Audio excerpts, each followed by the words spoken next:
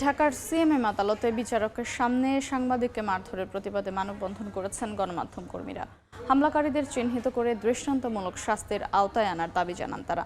সকালে রাজধানীর কারওয়ান বাজারে সার্ক ফোয়ারার সামনে মানববন্ধন করেন গণমাধ্যম কর্মীরা। এ সময় তারা বলেন, আদালতের মতো গুরুত্বপূর্ণ জায়গায় সাংবাদিকের উপর হামলা শুধু অগ্রহণযোগ্য নয়, গণমাধ্যমের স্বাধীনতার উপর আঘাত।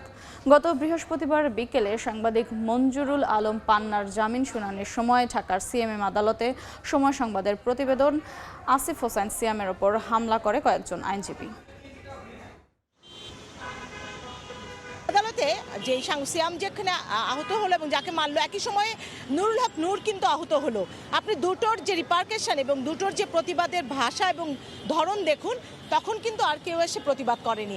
শুধুমাত্র সাংবাদিককেই এসে বলতে হচ্ছে যে কেন আমাকে মারলেন। এই আইনজীবীর তদন্ত করে দৃষ্টান্তমূলক শাস্তি দাবি জানাচ্ছি। একই সঙ্গে ঢাকা আইনজীবী সমিতির যিনি সভাপতি সম্পাদক রয়েছেন, তার কাছেও এই আইনজীবীর বিরুদ্ধে ব্যবস্থা নিয়ে তার সনদ বাতিলের দাবি জানাচ্ছি। পোশাক পরিহিত উকিল তারা কিভাবে একজন সাংবাদিকের গায়ে হাত তোলে? সুষ্ঠু তদন্তের মাধ্যমে এই হামলার প্রতিবাদে এই হামলার বিচার চাই এবং দোষী ব্যক্তির দৃষ্টান্তমূলক শাস্তি চাই।